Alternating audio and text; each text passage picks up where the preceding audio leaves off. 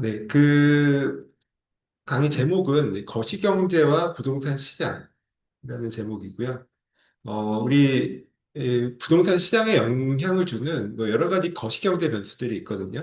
거기에 뭐 대표적으로 우리 잘 아는 금리라든지, 뭐 우리 금리가 부동산 시장에 큰 영향을 준다라는 것은 뭐 누구나 다 이렇게 잘 알고 계시잖아요. 근데 금리가 어떤 식으로 부동산 시장과 부동산 가치에 영향을 주는지 그런 메커니즘에 대해서 한번 살펴보고요. 그 다음에 이제 또 금리만큼 현대 경제에서 중요한 게 환율이에요. 환율이 또 이제 국제, 나라 간의 이제 돈의 가치를 결정하는 환율이 특히 특정 국가의 부동산 시장에 굉장히 큰 영향을 주고 있기 때문에 그 환율의 메커니즘에 대해서도 또 한번 같이 살펴보고 그 밖에 통화 정책이나 또 재정 정책, 정부가 이제 결국 재정 지출을 늘리면 그게 뭐 결국 이제 통화량을 늘리는 효과가 있잖아요. 그리고 직접적으로 통화를 찍어내는 통화 정책도 있고, 이런 다양한 정부의 정책들이 이제 거시경제 변수에 어떤 영향을 미치고, 그게 이제 부동산 시장에 어떤 영향을 미칠 것인지, 뭐 이런 내용도 살펴보고요. 그 밖에 이제 인플레이션, 즉 물가, 또 경기 변동, 경기가 오르고 내리고 하는 이런 경기 변동, 또 가계부채라든지 인구 구조, 이런 전체적인 거시경제 변수들이 어떻게 이제 부동산 시장에 영향을 주는지를 이제 한번 같이 살펴보도록 하겠습니다.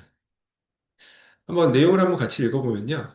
그 현대 부동산 투자 환경은 이제 과거와 근본적으로 다르죠. 그래서 중앙은행이 아주 적극적으로 시장에 개입하는 시대에 살고 있습니다. 이게 특히 이제 예전 서프라임 모기지 사태 때 그 연방준비제도, 미국의 연방준비제도에서 아주 강력하게 시장에 개입을 하기 시작했거든요. 그게 한 20년 약간 안 되죠. 한 17년, 한 17년 전이죠.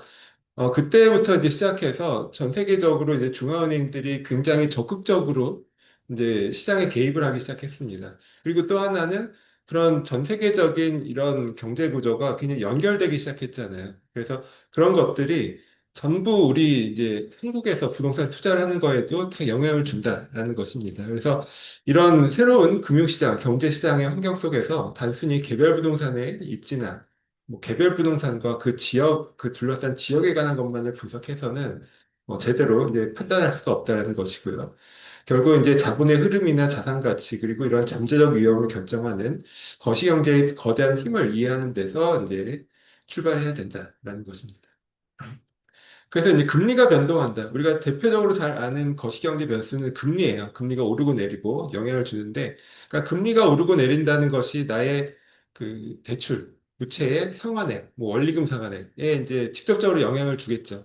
근데 그거 뭐 당연히 아주 직접적인 영향, 아주 단순한 영향이죠. 그런 것들은.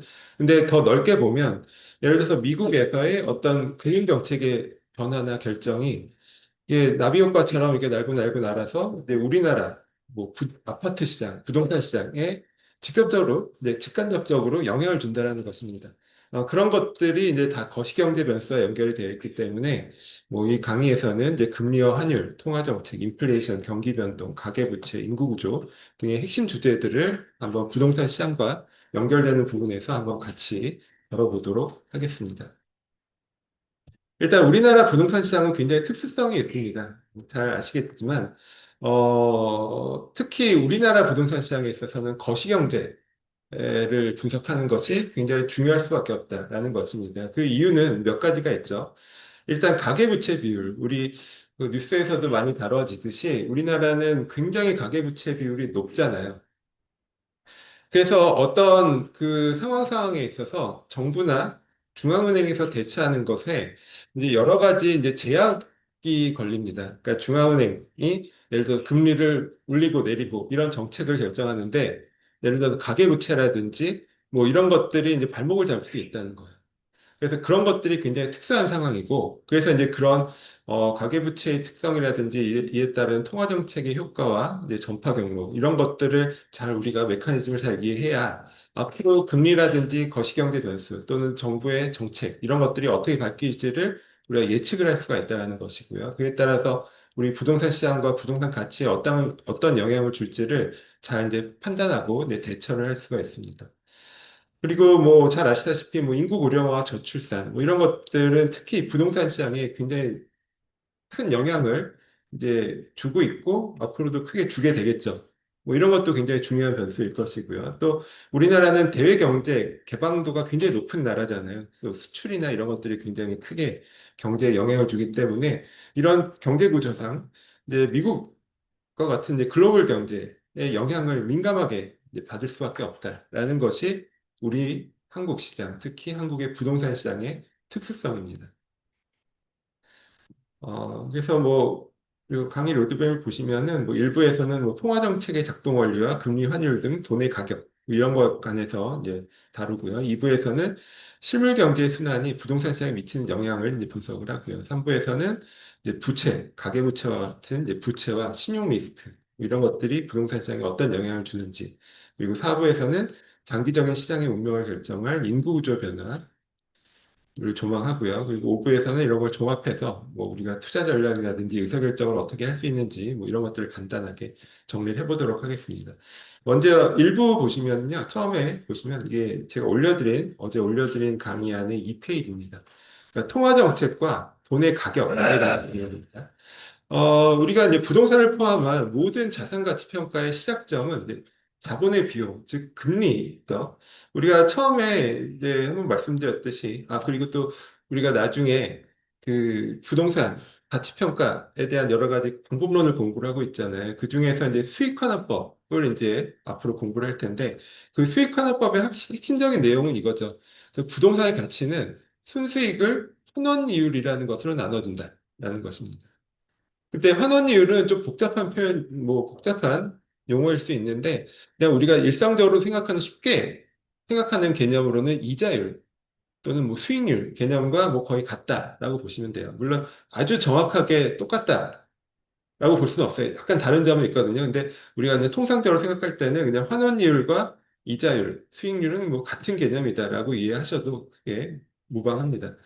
그래서 결국 모든 자산의 가치는 순수익을 이자율, 즉 금리로 나눈 값이다. 이렇게 우리가 정의를 할 수가 있어요. 그래서 당연히 순수익, 그 부동산이나 자산으로부터 발생하는 순수익이 늘어나면 늘어날수록 가치는 올라갈 것이고요.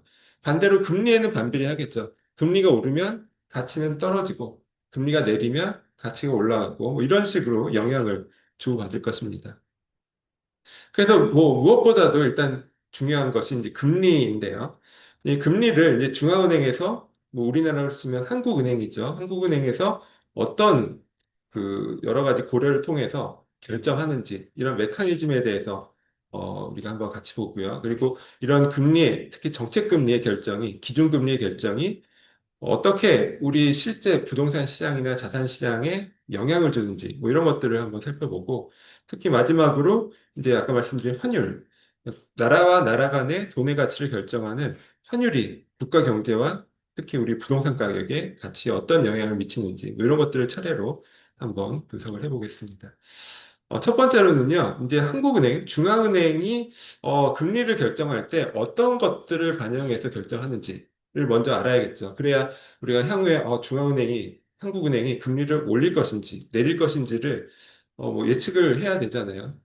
그래서 만약에 향후에 중앙은행이 금리를 올린다라는 거는 우리 자산 가격의 가치에는 좀 안 좋은 쪽으로 영향을 줄 거죠. 반면 금리를 내릴 것이다라는 것은 높이는 쪽으로 영향을 줄 겁니다. 이게 아주 가장 단순한 그 메커니즘이죠. 근데 사실 이제 여기 내용을 쭉 보시면 이 한국은행의 기준금리나 정책금리를 올리고 내리는 거, 뭐 당연히 영향을 주지만 그거 외에도 더 영향을 주는 것들이 많이 있어요. 그래서 사실 단순히 한국은행에서 나중에 기준금리를 내릴 것이다. 그러니까 앞으로 자산 가격은 오를 것이다. 라는 이런 생각으로만 투자를 하기에는 좀 무리가 있습니다. 그래서 그런 것들을 한번 같이 살펴보고요. 일단 이제 우리나라뿐만이 아니라 뭐 외국에서도 기본적으로 중앙은행의 일차적인 책무는 물가를 안정시키는 것입니다. 뭐 경제를 성장시키고 이런 것이 이제 주된 목표가 아니라 일차적으로는 물가 안정이에요. 그러니까 국민들이 생활하면서 생활에 필요한 여러 가지 물건의 가격이 올라가면 사람들이 이제 살기 어렵잖아요. 경제가 성장하는 거는 뭐 두 번째로 하더라도 일단 물가가 굉장히 중요하기 때문에 일단 한국은행이나 각 국의 중앙은행들은 물가를 안정시키는 것이 첫 번째 목표입니다. 근데 이제 미국 연방준비제도 같은 경우에는 이제 물가 안정과 또 하나 이제 고용. 이것을 이제 뭐 동시에 이제 두 가지가 다 중요한 책무다. 이렇게 이제 규정을 하고 있거든요. 그러니까는 결국 이제 고용이라는 것은 이제 경제 성장을 의미하죠. 완전 고용, 최대한 이제 실업률을 낮추고 완전 고용을 달성하고 그래서 경제를 성장시키는 것이 미국 이제 연방준비제도의 목표다. 근데 미국 연방준비제도의 목표는 또 하나가 물가를 안정시키는 거예요. 그러니까 이게 사실은 상충되는 거거든요. 그러니까 경제가 성장하고 실업률이 낮아지고 막 좋아진다. 그러면은 필연적으로 물가는 뛸 수밖에 없죠. 그러니까 결국 이제 각국의 중앙은행은 이거에 대한 이제 고민, 고려를 할 수밖에 없습니다. 그래서 무한정 금리를 높일 수도 없고, 무한정 금리를 낮출 수도 없고, 이걸 잘 균형을 맞춰서 의사결정을 하게 되는 것이고요. 근데 우리나라의 경우에는 뭐 이런 것들에 더 나아가서 또 하나가 이제 중요한 게 암묵적이죠. 암묵적인 목표 중에 하나가 금융을 안정시키는 거예요. 그러니까 금융을 안정시킨다. 그래서 여기서 이제 얘기하는 금융 안정은 뭐 특히 말씀드린 가계부채, 가계부채 문제가 굉장히 중요한 우리나라의 경우는 중요한 고려 요소입니다. 예를 들어서 막 자산 가격이 뛰고 뭐 집값이 뛰고 막 물가가 뛴다. 그러면은 중앙은행으로서는 금리를 올려야 되거든요. 금리를 인상을 시켜야 되겠죠. 근데 금리를 인상시켰을 때 또 중요한 고려가 뭐냐면 가계부채를 뭐 지금 천조 넘게 이렇게 가계부채가 이제 쌓여 있는데 거기서 이제 금리를 높여버리면 이자 부담이 엄청 늘어나잖아요. 그럼 가계들이 파산할 가능성이 있어요. 그러니까 사실 일반적인 중앙은행의 목표를 달성하려면 금리를 올려야 되는 시점에서도 금리를 충분히 올리기가 어려운 그런 한계점이 있습니다. 왜냐하면 금융 안정이라는 것까지 종합적으로 고려를 해야 되기 때문이에요. 그래서 이제 이런 금융 시스템 불안 우려 때문에 여기 나온 것처럼 물가 상승 압력이 높아도 가계부채 문제 등으로 인한 금융 시스템 불안 우려 때문에 충분히 금리를 인상하지 못하는 그런 상황이 발생할 수가 있다. 이런 것들이 일종의 딜레마인 거죠. 그래서 어쨌든 우리가 이제 중앙은행이 기준금리를 그럼 어떻게 결정할지, 앞으로 기준금리를 올릴지 내릴지에 대해서 일단 예측하는 몇 가지 이제 방법, 도구들이 있습니다. 그 대표적인 게 뭐 교과서 이런 데 소개되는 것이 테일러 준칙이라는 거예요. 그러니까 테일러 준칙은 이런 것입니다. 그러니까는 그 공식이 이렇게 있어요. 공식을 보시면 목표 금리, 그러니까는 정부, 중앙은행에서 금리로 결정해야 되는 적정한 금리를 이렇게 구할 수 있다는 것입니다. 먼저 중립금리예요. 이제 균형금리, 균형 실질 이자율이라고도 하는데 이거는 아까 말씀드린 것처럼 예를 들어 경제를 너무 자극하면 물가가 뛰고 또 물가를 너무 낮추려고 하면 경기가 침체하기 때문에 이거를 물가도 자극하지 않고 경제도 적정한 선에서 유지할 수 있는 아주 베스트의 금리를 우리가 중립금리다, 뭐 균형금리다 이렇게 정의를 합니다. 그러니까 뭐 나라마다 조금씩 다를 거예요. 어쨌든 이 중립금리를 정해놓고 그다음에 실제 물가 상승률을 더하고요. 그다음에 조금 이제 복잡한 표현이 나오는데 실제 물가 상승률과 목표 물가 상승률의 차이에다 이제 베타값, 즉 알파를 곱해주고 알파 값을 곱해주고 그다음에 실질 GDP와 잠재 GDP, 그러니까 실질 GDP와 잠재적으로 성장 가능한 GDP가 있을 거잖아요. 그 차이만큼의 이제 베타 값을 곱해주면 이렇게 해서 구해서 목표 기준금리를 구할 수 있다. 이게 이제 테일러 준칙의 정의예요. 정의인데 어, 네, 그러니까 물가 갭, 실제 물가와 목표 물가의 차이, 그다음에 GDP 갭, 실질 GDP와 잠재 GDP의 차이에 대한 정책 반응 계수로 보통 0.5 정도를 설정을 하고요. 그리고 보통 이제 중앙은행의 목표 물가가 2%잖아요. 우리나라도 목표 물가가 2%고 미국도 2%예요. 그러니까는 2% 정도는 이제 해마다 상승하는 게 딱 적당하다라고 보는 거예요. 그러니까 물가가 내려가는 것도 안 좋죠. 그리고 물가가 너무 안 오르는 것도 안 좋아요. 일본이 뭐 몇십 년 동안 사실 물가가 1% 안쪽으로 올랐잖아요. 그러니까는 거의 일본 같은 경우에는 뭐 20년, 30년 가도 예를 들면 과자 가격이라든지 이런 것이 20년, 30년 동안 거의 변하지 않는 뭐 이런 경제를 거쳐왔죠. 그러니까 그런 경우도 이게 물가가 안정됐다라고만 좋은 것이 아니라 그냥 이제 경제를 너무 멈추 세우는 것이니까는 좋지가 않다라고 보고요. 그래서 보통 이제 목표 물가를 한 2% 정도로 잡습니다. 그래서 이제 목표 물가가 2%이고 실제 물가가 예를 들어서 이제 2%다. 지금 해마다 물가가 2% 상승하고 있다. 그리고 경제가 잠재 성장률 수준에서 지금 움직이는 안정적인 상황이다.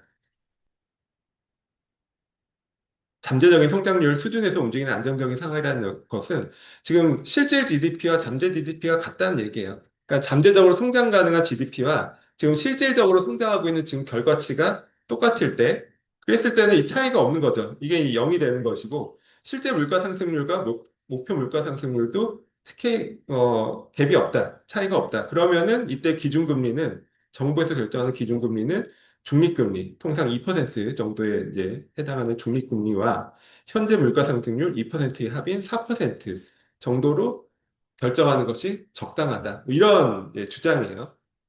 뭐 공식은 뭐 그렇다라고 생각하시면 되고, 근데 이제 이 테일러 준칙을 이제 그대로 실제 경제에 적용을 해보면요, 어떻게 되냐면요, 우리 예를 들어서 2022년 그 데이터를 갖고 한번 계산을 해보겠습니다.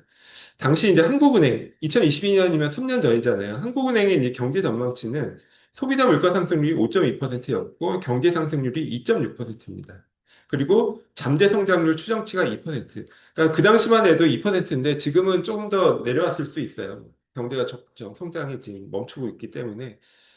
물론 이제 앞으로 굉장히 또 반전의 뭐 요소가 있다라고는 하지만 어쨌든 성장률이 지금 조금 내려온 상태거든요. 근데 어쨌든 2022년에는 잠재 성장률 추정치가 2%, 그다음에 균형 실질 이자율이 1%. 이렇게 이제 2022년 데이터가 있습니다. 그럼 이랬을 때 아까 테일러 준칙에다 넣어보면 정부에서 결정하는 적정한 정책금리, 기준금리가 몇 퍼센트냐 하면요. 여기다 지금 데이터를 쭉 넣어보면은 8.1%가 나옵니다. 그러니까 한국은행에서 정책금리를 8.1%를 해야 사실은 적정했다라는 얘기야. 그 당시에. 그럼 뭐 생각을 해보면 이게 어마어마하게 높은 수치죠. 지금 뭐 우리나라도 뭐 3.5%까지 금리 올랐다가 지금 내리고 있는 추세죠. 근데 3.5% 금리 올렸을 때도 너무 높다, 막 이렇게 했는데 실제로 이제 한국은행에서 기준금리를 8.1%까지 높이면 아마 난리가 날 거예요. 그래서 이제 당시 실제 기준금리였던 한국은행이 정했었던 3.5%하고 너무 차이가 큽니다. 그래서 이제 요즘은 이 테일러 준칙을 사용하기가 어렵다라는 거예요.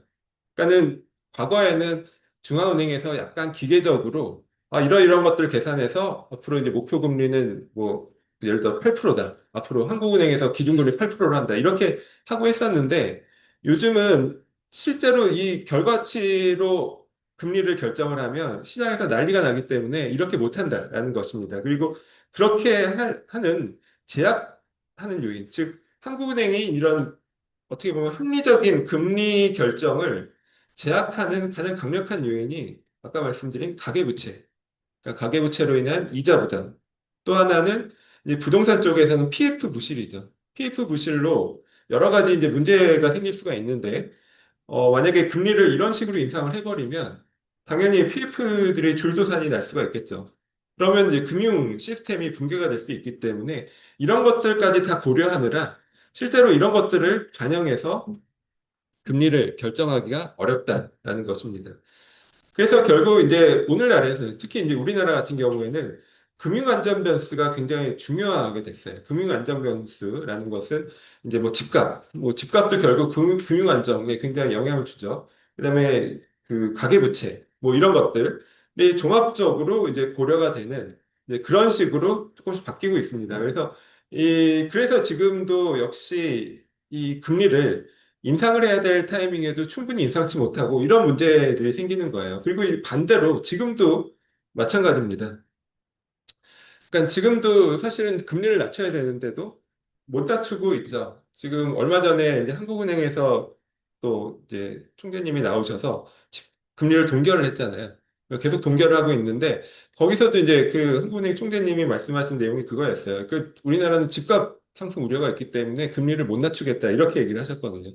그러니까 실제적으로 전제적으로 우리나라 경제 성장률이 떨어지고 있기 때문에 기준금리는 더 낮출 수도 있는 여지가 있거든요. 근데 그럼에도 불구하고 여러 가지 이제 복잡한 이런 것들이 이제 변수로 이제 고려를 해야 되기 때문에 섣불리 금리를 낮추기도 어렵고 또 금리를 높일 수도 없습니다. 아까 말씀드린 것처럼 가계부채가 너무 많기 때문에 실제로 우리나라의 경우에도 미국이 막 금리를 뭐 5%대 뭐 이렇게 올릴 때도 우리나라는 3.5%에서 멈췄잖아요.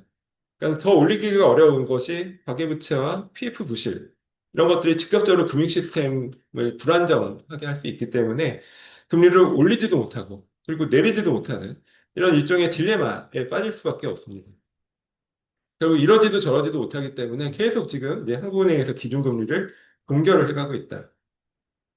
동결을 할 수밖에 없는 상황이고 그래서 이제 생각보다 우리나라에서 기준금리를 생각보다 많이 낮추지 못할 가능성이 있다라고 보통 봐요. 그러니까 시장에서 기대는 굉장히 크게 낮출 수 있다. 뭐 예전 코로나 때처럼 뭐 1%뭐 이렇게까지 낮추는 거를 뭐 기대를 하지만 생각보다는 그렇게 낮추기는 어렵다라고 보통 보거든요. 그리고 미국도 마찬가지죠. 미국도 사실 지금 높은데 낮추긴 낮추겠지만 과연 이걸 어디까지 낮출 수 있느냐에 대한 그런 의문도 있어요. 물론 뭐 지금 이 트럼프 행정부에서 뭐 밑도 끝도 없이 지금 낮추라고 압력을 하기 때문에 뭐 정말 어거지로 낮출 수는 있겠지만 사실 일반적인 그 경제적인 그런 경우를 봤을 때는 낮춰봐야 한 3%? 지금 한 4%대잖아요. 근데 3%? 뭐, 이 정도를 보통 그냥 적정한 기준금리다라고 보거든요. 그래서 막 이제 금리가 물론 인하는 되겠지만 금리 반드시 이제 금리가 인하되기 때문에 무조건 자산 가격이 오른다 이렇게 보기에는 좀 어려운 부분이 있고요. 그리고 금리가 시장에서의 이제 예측하는 기대만큼 많이 떨어지지 않을 가능성도 우리가 대비를 해야 됩니다. 그 다음에 이제 두 번째 장에 보시면, 그럼 한국은행에서 이런 기준금리를 높이고 낮추고 했을 때, 결국 우리가 영향을 받는 것은 한국은행의 정책금리가 아니거든요. 우리는 시장금리, 뭐, 그러니까 대출을 하거나, 뭐, 예금을 하거나, 다 시장금리에 적용을 받는 거잖아요. 그러니까 한국은행에서 정하는 것은 기준이 되는 금리를 정하는 것이지, 이게 시장금리까지는 또 이제 전달되는 메커니즘이 있습니다. 그래서 이제 그런 것들을 한번 보면요.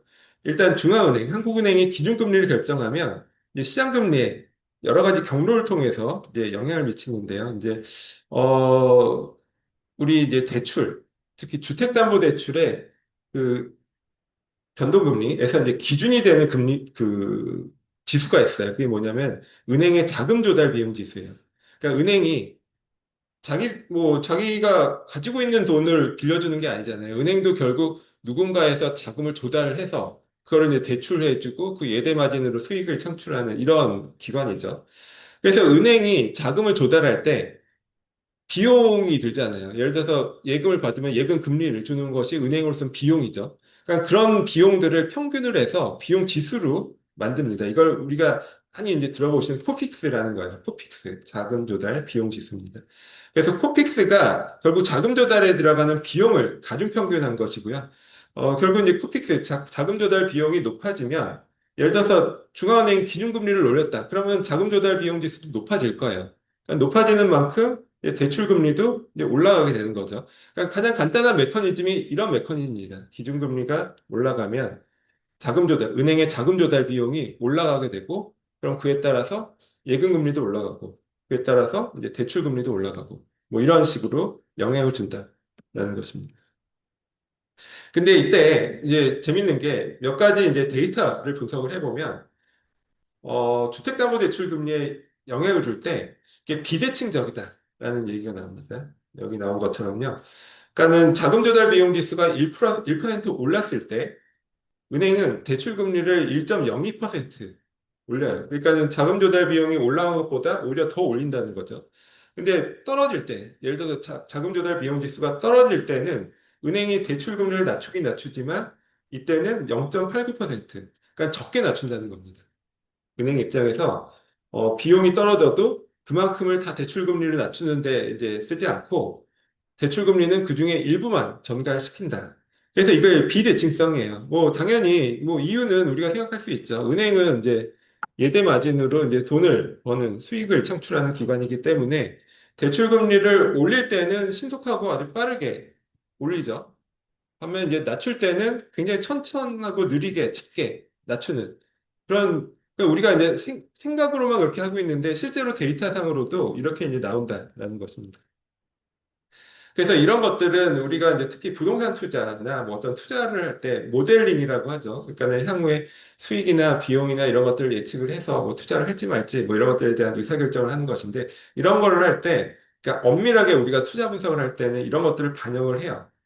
그래서 이제 일종의 테스트, 스트레스 테스트 같은 걸 하잖아요. 금리가 올랐을 때, 내렸을 때, 뭐 이런 것들이 투자 수익이나 가치에 어떤 영향을 주는지 이제 테스트를 해서 그걸 갖고 의사결정을 하는데 보통은 그래서 향후에 금리 인상 시기에는 대출 금리가 빠르게 오를 것이다 라고 가정을 합니다. 근데 이제 금리가 인하되는 시기에는 대출 금리가 내려가고 우리가 원리금 부담은 적어지겠지만 생각보다는 그렇게 많이 떨어지지 않을 수가 있다. 이런 것들을 이제 가정을 해서 이런 투자에 대한 분석을 하고 의사결정을 하거든요. 그래서 지금 말씀드린 것처럼 특히 주택담보대출금리, 뭐 다른 금리, 대출금리도 마찬가지겠지만 이런 거는 명확하게 데이터상으로 금리가 올랐을 때와 내렸을 때, 기준금리를 올렸을 때와 내렸을 때 반영되는 속도와 폭의 차이가 있다. 비대칭적이다. 오를 때는 빨리 많이 반영이 되고 내릴 때는 느리고 천천히 적게 반영이 된다. 라는 것도 한번 알아두시고요. 그다음에 이제 개발 사업에 미치는 영향입니다. 그래서 PF, 우리 이제 부동산 개발에 있어서 PF 대출을 하잖아요. 근데 우리 부동산 개발에 들어가는 PF 대출은 크게 이제 두 가지 종류가 있습니다. 하나가 뭐냐면 사업 초기에, 그러니까 땅을 사기 위해서 들어가는 돈, 이런 것을 브릿지론이라고 하거든요. 그러니까 처음에 보통 그 시행자가 시행 사업을 하시는 분이 돈이 없잖아요. 뭐 땅값도 비싸기 때문에 돈을 내 돈 들여서 사기가 어렵죠. 그래서 이제 결국 돈을 빌려서 땅부터 사기 시작하는 거죠. 그때 들어가는 게 이제 결국 브릿지 론이고 그거는 굉장히 사실은 돈을 빌려주는 사람 입장에서도 리스크가 클 수밖에 없습니다. 이제 위험이 크겠죠. 브릿지론 이 경우. 그래서 위험이 큰 만큼 당연히 고금리로 대출이 이루어집니다. 그래서 1금융권보다는 주로 2금융권, 뭐 2금융권 이하 뭐 이런 데서 굉장히 고금리로 조달을 하고 뭐 그래서 이제 어떻게 전환이 되면 이건 워낙에 금리가 높기 때문에 이걸 오래 버틸 수가 없어요. 시행자 입장에서도 빨리 이게 본 PF로 전환을 시켜야 되죠. 그래서 빨리 이제 사업을 진행시켜서 1금융권 이제 저금리로 이제 대출 받을 수 있으니까 1금융권에서 본 PF를 저금리로 받고 이거를 이제 대환을 하는 거죠. 그러니까 기존의 브릿지로는 고금리의 브릿지론을 차환을 해서 네, 갚고 이제 안정적으로 사업을 진행할 수 있는 이런 구조로 되어 있는데 이게 만약에 브릿지론 받은 상태에서 뭐 금리가 아주 큰 폭으로 뛴다거나 아주 특수한 이런 불안정한 상황이 발생하면 이거는 대부분 이제 사실 부도가 날 수밖에 없어요. 그래서 실제로 몇 년간 이런 케이스들이 많았죠. 그래서 이게 이제 부도가 나면 사실은 뭐 시행사가 부도가 나고 뭐 하는 것들은 정부에서 크게 신경을 쓰진 않아요. 뭐 시행사가 부도로 날 수도 있지라고 생각을 하는데 이제 그 다음에 이제 시공사부터 문제죠. 시공사에서도 뭐 큰 건설회사가 부도가 나면 굉장히 또 문제가 될 수 있거든요. 대부분 이런 큰 건설회사에서 이런 것들에 보증이 들어가기 때문에 시행사가 부도 나는 것으로만 끝나지 않습니다. 그래서 시공사, 뭐 건설회사에 문제가 생길 수 있고 최종적으로는 이게 이제 금융기관에 타격을 줄 수가 있어요. 그렇기 때문에 이게 그래서 무서운 거죠. PF 대출이라는 게. 그래서 이제 이런 것들 우려 때문에도 금리를 사실은 올렸어야 되는데도 충분히 올리지 못한 그런 측면이 있습니다. 그 다음에 이제 세 번째 보시면은 우리나라의 이제 금리를 이제 영향을 주는 부분도 이제 우리나라의 기준금리도 이제 우리나라 금리에 당연히 영향을 주지만 사실은 지금 이제 글로벌 경제 시대이기 때문에 뭐 외국, 특히 이제 미국의 연방준비제도의 여러 가지 금리 정책이라든지 이런 거에 따라서 또 큰 영향을 받게 됩니다. 당연히 그렇겠죠. 그러니까는 우리가 항상 그 뉴스 나올 때 뭐 이런 내용이 나오잖아요. 미국 금리는 뭐 이렇게 높은데 지금 역전 현상이 났잖아요. 그러니까 일반적인 상식으로는 미국 금리가 한국 금리보다는 낮은 게 맞겠죠. 왜냐하면은 당연히 금리라는 건 리스크를 반영하는 건데 누가 생각해도 미국이 더 안전하고 한국이 리스크가 더 높다라고 생각을 하잖아요. 그러면은 한국이 당연히 리스크를 반영해서 기준금리가 더 높아야 될 것 같은데 지금 이게 역전된 현상이 굉장히 꽤 오래 지속이 되고 있습니다. 그래서 처음에는 막, 이 정도 되면 뭐, 우리 달러 자금들이 이제 물밀듯이 이제 자본이 유출이 돼서 굉장히 심각하게 문제가 생긴다라고 막 그때 막 한참 했지만 또 생각보다 그냥 그럭저럭 뭐, 이렇게 잘 흘러가고는 있어요. 아직까지는. 근데 어쨌든 우리가 이제 중앙은행에서 그 금리를 결정할 때도 미국의 금리가 얼마고 한국의 금리가 얼마이기 때문에 이거를 갭을 최대한 좁히고 만약에 미국 금리가 더 높다 하더라도 너무 벌어지면 그게 또 부담스럽잖아요. 그러면 진짜 자본 유출의 우려, 또 원화 가치 하락의 그런 우려가 있기 때문에 그걸 적정한 선에서 따라가려는 이제 그런 의사결정을 하겠죠. 그래서 결국 이제 우리나라 금리에 사실상 연준의 기준금리가 우리나라 금리에 사실상 영향을 줄 수밖에 없습니다. 너무 벌어질 수가 없기 때문에 지금 역전 현상이라 하더라도 역전된 상태로 둔다 하더라도 너무 금리 차이가 벌어지면 우리 이제 경제에서 부담이 되기 때문에 적정한 수준에서 이제 유지를 하려고 하겠죠. 아니면 갭을 좁히거나 아니면은 뭐 언젠가는 미국 금리가 더 낮고 한국 금리가 더 높은 뭐 이런 현상으로 일반 예전처럼 갈 가능성이 높아요.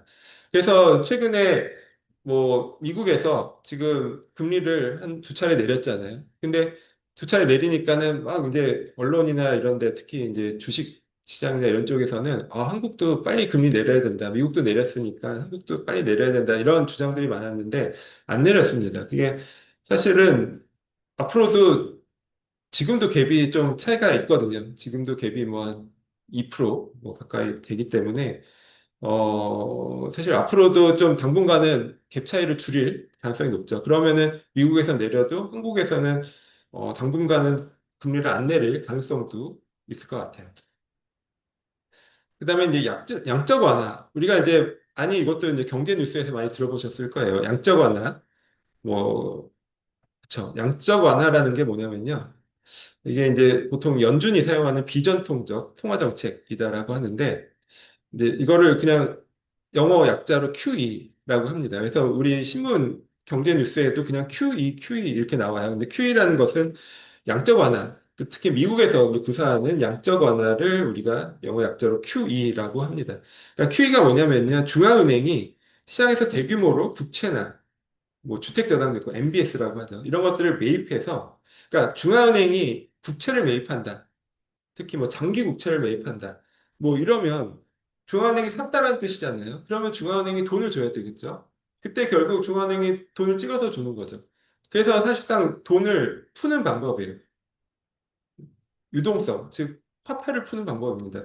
그러니까 우리가 생각한 것처럼 중앙은행이 돈을 찍었는데 그래, 찍겠죠. 계속 발권을 할 거잖아요. 화폐를 찍을 텐데 그럼 이걸 어떻게 풀지라고 이제 생각하잖아요.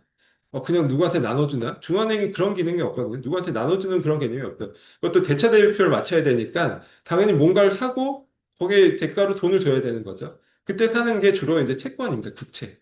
그러니까 국채를 사서 그러니까 국채를 사면 그러니까 시중은행들이 갖고 있는 국채 같은 게 있잖아요. 그럼 국채를 사면 그만큼을 대가로 돈을 주게 되고 그게 이제 시중의 통화량으로 풀려 나가는 거죠. 그래서 이게 양적 완화가 아주 직접적으로 유동성을 공급하는 그런 대표적인 정책입니다. 그래서 메커니즘을 보면요. 이런 QE, 양적 완화를 했을 때 이제 막대한 유동성이 공급이 되고 특히 미국에서 양적 완화를 하면 그 달러라는 것은 세계에 다 쓰잖아요. 그러니까 이게 미국 내에서 멈추는 게 아니라 세계로 다 흘러나갑니다. 그리고 미국 내에서 멈춰도 안 돼요. 미국에서 워낙에 지금 돈을 많이 찍고 있는데 그게 미국 내에서만 그 달러가 돌아다닌다 그러면 그 물가를 누가 감당을 하겠어요? 이게 결국 달러가 결국 이제 달러를 수출하듯이 외부에 나갈 수밖에 없는 이런 구조로 되어 있습니다. 그래서 미국에서 양적 완화를 한다는 거는 그 유동성이 다 외국으로 흘러나갈 수밖에 없는 구조입니다. 그래서 장기 채권 금리, 특히 이제 미국에서 10년물 국채 금리 이런 것들을 굉장히 중요하게 보거든요. 그러니까 10년물 국채 금리 같은 장기 채권, 장기 국채의 금리를 이제 인위적으로 낮추는 효과가 있습니다. 이게 이제 왜 낮출까, 왜 낮춰줄까? 라고 생각을 해보면요. 제가 이제 처음에 이런 말씀을 드렸잖아요. 금리와 채권은 반비례 관계에 있어요. 그러니까 금리가 오르면 채권 가치는 낮아진다. 아까도 이제 좀 전에도 말씀드렸죠. 모든 자산의 가치나 가격은 순수익, 그 자산으로부터 발생하는 순수익을 이제 금리로 나눈 값이다. 이렇게 간단하게 정리를 할 수가 있거든요. 그러니까 이 자산에는 부동산도 들어가고, 뭐 주식도 들어가고, 채권도 들어갑니다. 그럼 채권의 경우에는 채권을 투자했을 때 내가 벌어들이는 수익은 뭐 원금 돌려받고, 그다음에 이자 받는 거잖아요. 그러니까 순수익이라는 것이 채권 투자했을 때는 이자인데 이 이자는 고정이 되어 있습니다. 왜냐면 내가 돈 빌려줄 때 원금 얼마, 몇 년 후에 이자 얼마 받는다라고 고정이 되어 있잖아요. 그러니까 순수익이 이렇게 고정이 되어 있고, 근데 변동되는 것은, 채권의 경우 변동되는 것은 이 시장 금리예요. 그러니까 시장 금리가 올라가면 채권의 가치는 떨어진다.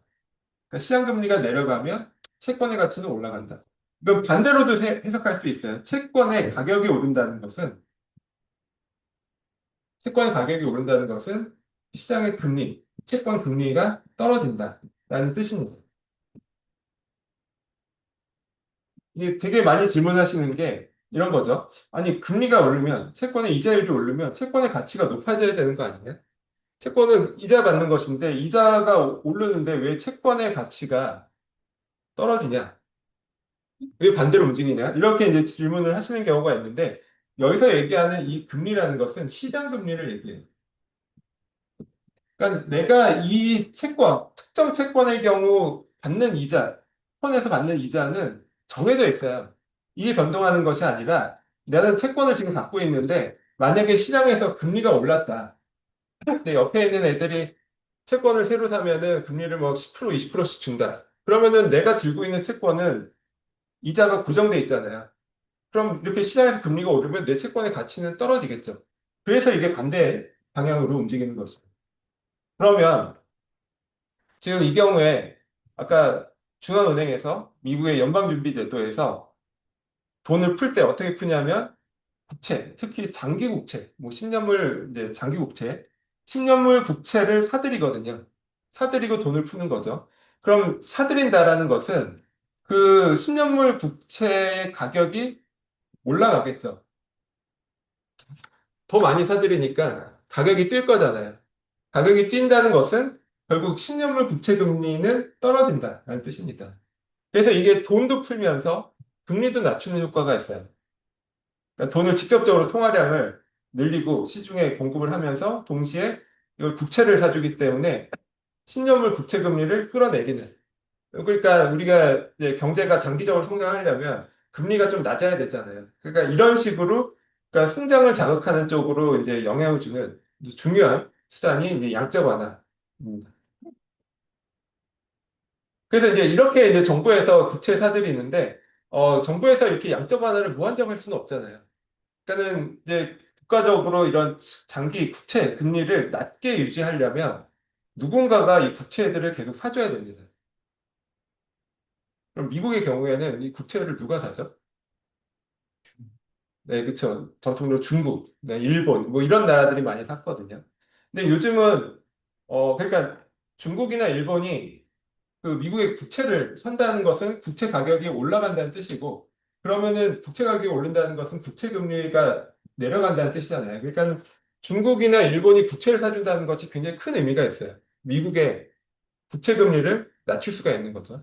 근데 만약에 중국이나 일본 애들이 국채를 안 사고, 요즘에 안 사거든요. 요즘에 거의 잘 안 사는데, 안 사면 미국의 국채 가격이 내려가겠죠. 미국의 국채 가격이 내려간다는 것은 미국의 국채 금리가 올라간다는 뜻입니다. 그래서 이게 굉장히 심각한 문제, 미국 경제에서 굉장히 큰 문제가 되고 있어요. 왜냐하면 연방준비제도에서 금리를 아무리 낮춰도 그건 단기 금리에만 영향을 주는 거고. 그러니까 장기 금리는 단기 금리와는 다릅니다. 그럼 장기 금리에 직접적으로 영향을 주는 것은 이 국채 가격인데, 뭐 10년물 이런 장기 국채 가격인데 이것을 이제 중국이나 일본 애들이 안 사주니까 이게 이제 가격이 10년물 국채 금리 가격, 채권 가격이 내려가고 그래서 장기 금리가 미국에서 뛰고 있어요. 그래서 아무리 이거 그 미국에서 기준금리를 내려도 장기 금리가 계속 지금 오르고 있어요. 최근에도 오르고 있거든요. 기준금리를 계속 내리는데도 이런 것들을 잘 이해를 해야 돼요. 그러니까 미국에서 금리를 내리면 당연히 모든 금리가 내려가는 거 아니라 생각하지만 그렇지 않습니다. 그러니까 원래 이제 단기 금리가 있고 장기 금리가 있거든요. 근데 단기 금리보다 장기 금리가 높은 것이 일반적이에요. 왜냐하면 당연히 리스크가 크니까. 내가 누구한테 돈을 빌려줄 때, 이 사람이 다음 달에 돈을 갚을 때와 10년 후에 돈을 갚을 때가 다르잖아요. 똑같은 사람한테 돈을 빌려줄 때도. 당연히 다음 달에 돈을 갚는다 그러면 좀 안심하고 좀 낮은 금리로도 빌려줄 수 있겠죠.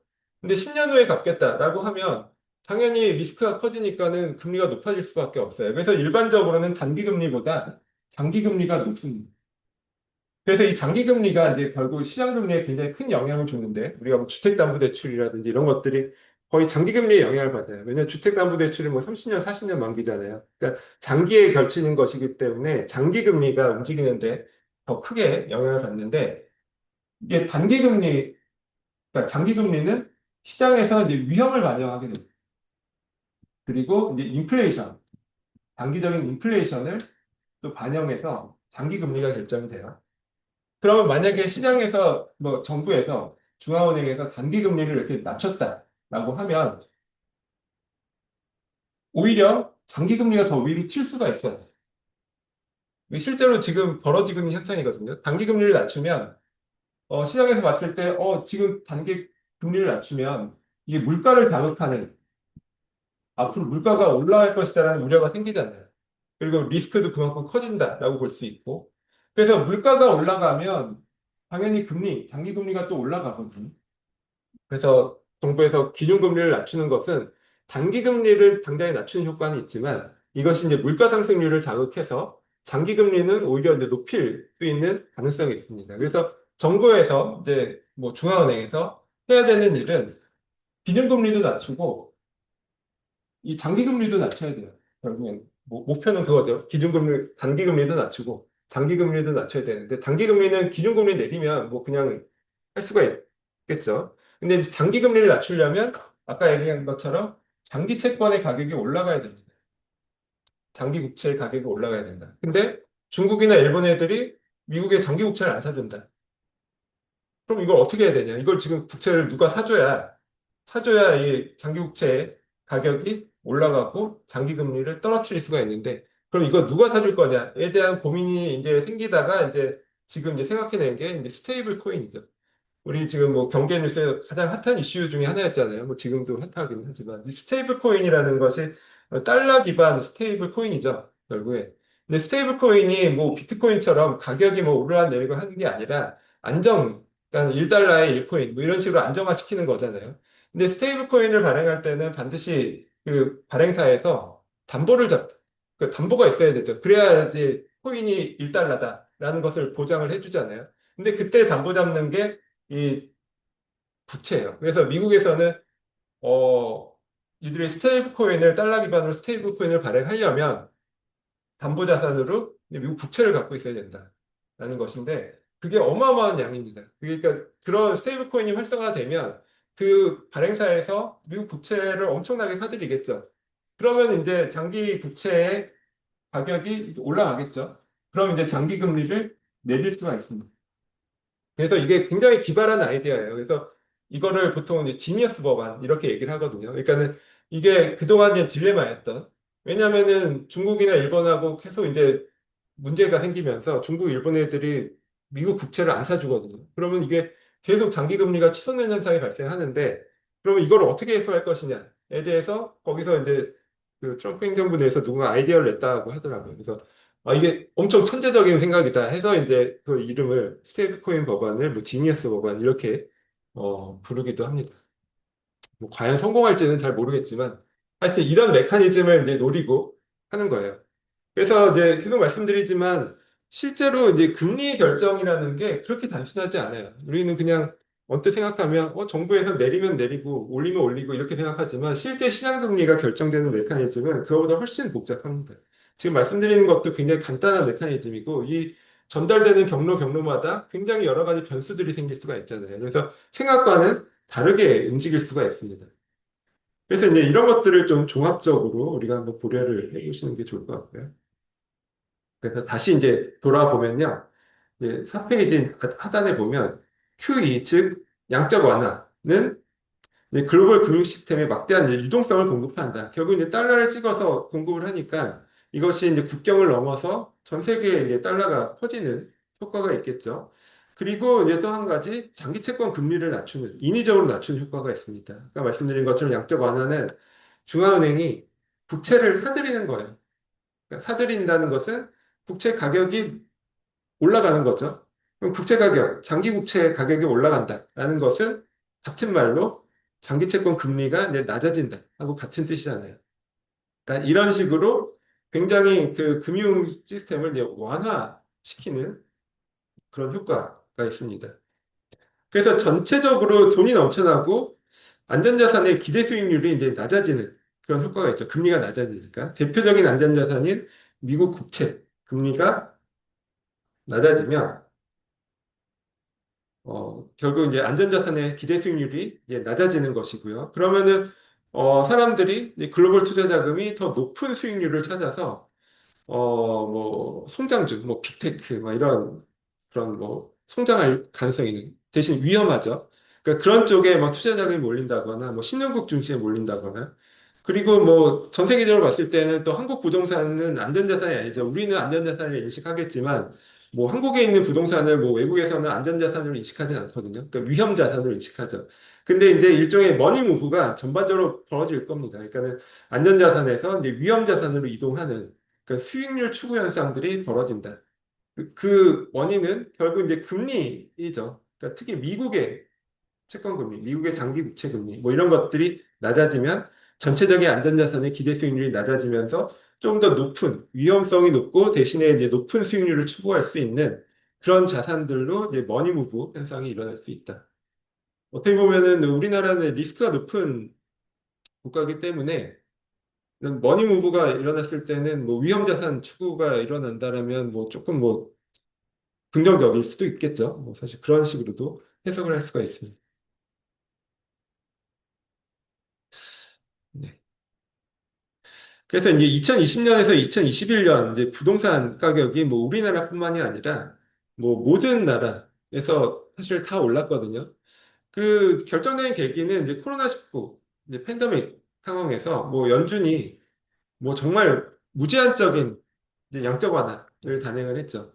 정말 어마어마한 돈이 사실 미국에서 푸니까 그게 결국 전 세계로 흘러간 꼴이 됐습니다. 그래서 이제 직접적인 기폭제가 됐고요. 그래서 이제 자산 가격이 엄청나게 오른 이제 그런 경험을 했습니다. 근데 이게 이제 무한정 진행될 수는 없잖아요. 그러니까 결국 이제 일정 시간이 지나면 양쪽 긴축을 해야 됩니다. 그래서 22년 정도부터 이제 방향을 틀었죠. 반대로 이제 긴축, 양적 긴축이라는 것은 이제 QT라고 우리가 보통 약자로 얘기를 하는데 이번엔 연준이 보유한 자산을 매각하는 거예요. 앞에서 이제 사들였잖아요. 사들이면서 돈을 풀었는데 이제는 판다. 연준이 중앙은행이 갖고 있는 자산을 판다는 것은 돈이 다시 연준으로 다시 들어오는 거죠. 그래서 시중의 유동성을 흡수하는 정책이다라고 할 수 있습니다. 그래서 이런 양적 긴축을 하면 결국 글로벌 유동성이 감소하고요. 그리고 장기 금리가 상승하고 그래서 결국 달러화는 강세가 될 거예요. 그러니까는 금리가 상승하고 시중에 풀려지는 달러 공급량이 줄어든다라는 얘기는 달러의 가치는 이제 높은 쪽으로 영향을 이제 주게 되겠죠. 그래서 이제 연준이 이렇게 금리도 높이고 양적 긴축을 하게 되면 한국은행도 뭐 결국 금리를 높인다거나 아니면 금리를 높이지 않아도 전체적으로 우리나라 금융 환경이 이제 긴축되는 효과를 받을 수밖에 없습니다. 그래서 22년에 연준이 이제 인플레이션에 맞서기 위해서 그 당시에 이제 너무 많이 풀었더니 막 인플레이션이 천정부지로 높아졌잖아요. 막 그러니까 결국 빠르게 양적 기축을 하면서 그게 이제 자산 시장에도 영향을 줬고 특히 우리나라 이제 부동산 시장에도 굉장히 직접적인 영향을 줬습니다. 그래서 이런 사례에서도 보듯이 그 미국이나 이런 글로벌 경제에 영향을 굉장히 많이 받는다는 것을 알 수가 있어요. 우리 부동산 시장이. 뭐 예전에 서프라임 모기지 사태에서도 우리나라 부동산 시장이 영향을 상당 기간 오랫동안 받은 바가 있고요. 그래서 우리가 필연적으로 뭐 이런 것들에 대해서 잘 알고 있어야 됩니다. 우리 부동산 시장을 연구할 때도 잘 알고 있을 필요가 있죠. 네. 그러면 잠시 쉬었다가 뒤에 내용 이어서 하도록 하겠습니다.